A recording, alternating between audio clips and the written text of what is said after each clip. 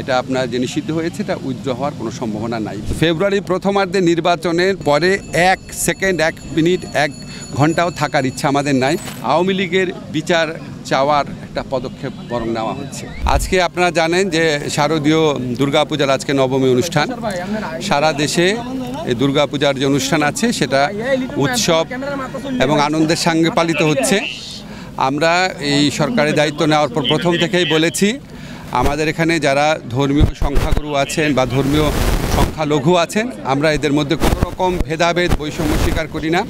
আমরা মনে করি প্রত্যেক ধর্মের মানুষ হচ্ছে বাংলাদেশের নাগরিক, প্রত্যেকের সমান অধিকার, ধর্ম পালন ধর্মচর্চার ক্ষেত্রেও সমান অধিকার এবং এই জন্য আমরা এটার উপর সর্বোচ্চ গুরুত্ব দিয়েছি। আজকে সারা দেশে আপনারা জানেন নিরাপদ পরিবেশে পূজা পালিত হচ্ছে। এইসব পূজা পালনের অনুষ্ঠানে নানান ধরনের অপশক্তির নানান ধরনের ষড়যন্ত্র থাকে। আমরা সে সমস্ত ব্যাপারে অত্যন্ত অ্যালার্ট ছিলাম প্রথম থেকে এবং আমরা বিভিন্ন উপদেষ্টারা গত বছরেও শারদীয় দুর্গাপূজার সময় দেশের বিভিন্ন অঞ্চলে গিয়েছিলাম।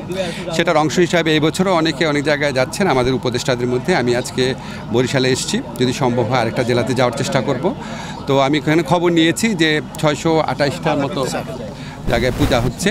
তো আমাদের এখানে জেলা প্রশাসন এবং পুলিশ প্রশাসন ওনারা অত্যন্ত তৎপরভাবে ওনাদের দায়িত্ব পালন করছে। রাজনৈতিক দলগুলো সবাই সহযোগিতা করছে, ওনারা এটা বলেছেন। আপনারা সাংবাদিকরাও অনেক সহযোগিতা করছেন, আপনাদের ধন্যবাদ। তো আমার ভালো লাগছে দেখে যে একটা নির্বিঘ্ন পরিবেশে আনন্দ এবং উৎসবের সঙ্গে দুর্গাপূজা পালিত হচ্ছে। বিচারিক পদ সৃজন আর সরকার করবে না, এটা সুপ্রিম কোর্ট করবে, প্রধান বিচারপতি করবে, সেটা আমরা করেছি। বিচার বিভাগে আপনারা জানেন যারা কর্মচারী নিয়োগে দুর্নীতি হতো, কর্মচারী নিয়োগ আর জেলা পর্যায়ে হবে না, এটা বিচার প্রশাসন আছে ওনারাই করবেন। আমাদের যে জুডিশিয়াল সার্ভিস কমিশন আছেন।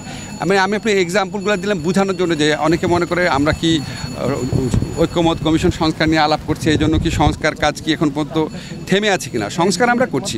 ঐক্যমত কমিশন যে বিষয়গুলো নিয়ে আলোচনা করছে এর সাথে সংবিধানে পরিবর্তন জড়িত, সংবিধানে পরিবর্তন প্রশ্ন জড়িত আছে দেখে সেখানে রাজনৈতিক দলগুলো সমঝোতা ছাড়া করা যাবে না। কিন্তু সাধারণ অধ্যাদেশ দিয়ে বা সরকারি আদেশ দিয়ে যেগুলি করা সম্ভব সেগুলি আমরা বেশ অনেক সংস্কার আমরা করে ফেলেছি। বাকি যেটা আছে সেটা ইনশাআল্লাহ ফেব্রুয়ারির আগে আমরা উল্লেখযোগ্য অগ্রগতি সাধন করতে পারবো। আর আপনি পাহাড়ের ব্যাপারে যারা বলেছেন ভাই, অত্যন্ত বিনয়ের সাথে বলি এটা খুব স্পর্শকাতর বিষয়। এই বিষয়ে আমার কোনো এক্সপার্ট নলেজ নাই, অনেক সব বিষয় তার থাকার কথা না। তবে আমি একটা জিনিস জানি, আমাদের সরকারের মধ্যে একটা প্রচণ্ড ইনক্লুসিভ একটা অ্যাটিটিউড আছে। আমরা সবাইকে নিয়ে শান্তিতে সমৃদ্ধির সাথে নিরাপদে বাস করতে চাই। এখানে যে ভেদাভেদের বিভিন্ন দেয়াল তুলে দেওয়া হয় আপনার পাহাড়ি বাঙালি বলে বা আপনার হিন্দু খ্রিস্টান মুসলমান বলে, আমরা যেটা বুঝি আমাদের অ্যাপ্রোচটা হচ্ছে সবাই বাংলাদেশের নাগরিক। বাংলাদেশের নাগরিক হিসাবে সবার যেমন সমান অধিকার আছে, শান্তিতে সম্প্রীতির সাথে বাস করার, নিরাপদে বাস করার অধিকারও সবার সমান আছে। এবং এটার পিছনে যারা বাধা হবে তাদেরকে আমাদের আইন শৃঙ্খলা রক্ষাকারী বাহিনী আইন মোতাবেক তাদের বিরুদ্ধে সমভাবে ব্যবস্থা নেবে।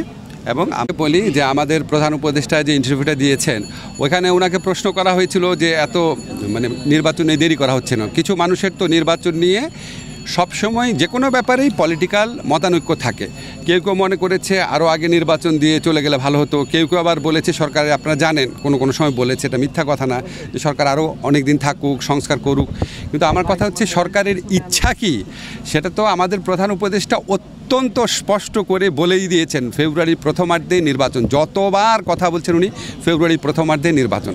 তো ফেব্রুয়ারির প্রথমার্ধে নির্বাচনের পরে 1 সেকেন্ড 1 মিনিট 1 ঘন্টাও থাকার ইচ্ছা আমাদের নাই।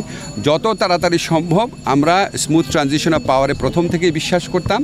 আমাদের শুধু দুইটা চিন্তা ছিল যে আমরা নির্বাচনের আগে বিচারের যে দৃশ্যমান অগ্রগতি বা সংস্কারের দৃশ্যমান অগ্রগতি সেটুকু যেন একটু হয়ে যায়, কারণ অনেক মানুষ জীবন দিয়েছে, অনেক স্যাক্রিফাইস এখানে আছে।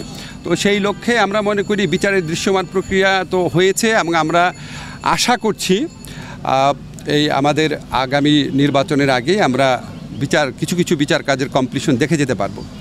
তারপর সংস্কার কাজে আমি আপনাদের অনেকবার বলেছি, গণমাধ্যমে বলেছি, আমরা কিন্তু অনেক সংস্কার করেছি। যেমন আমি বিনয়ের সাথে বলি আপনাদের, আমার মন্ত্রণালয়টা আমার সবচেয়ে বেশি মনে থাকে, এই জন্য বলছি। আমরা শুধু আইন মন্ত্রণালয় প্রায় 9 থেকে 10টা বড় ধরনের সংস্কার করেছি। কিন্তু বাস্তবিক অর্থে আওয়ামী লীগের কার্যক্রম নিষিদ্ধটা উইথড্র হবে এই ধরনের কোনো সম্ভাবনা আমি দেখতে পাচ্ছি না, আমি অন্তত দেখতে পাচ্ছি না। বরং আমি যেটুকু জানি যে আমাদের আন্তর্জাতিক অপরাধ আদালতে যে প্রসিকিউশন টিম আছে সেই টিমের পক্ষ থেকে সংগঠন হিসাবে আওয়ামী লীগের বিচার চাওয়ার একটা পদক্ষেপ বরং নেওয়া হচ্ছে। কাজেই এই মানে নির্বাচনের আগে তো দূরের কথা, অদূর ভবিষ্যতে আমি আমার পর্যবেক্ষণ থেকে যেটুকু বুঝি আর কি, আমার ধারণা আওয়ামী লীগের কার্যক্রম এটা আপনার যে নিষিদ্ধ হয়েছে এটা উইথড্র হওয়ার কোনো সম্ভাবনা নাই বাস্তবিক অর্থে।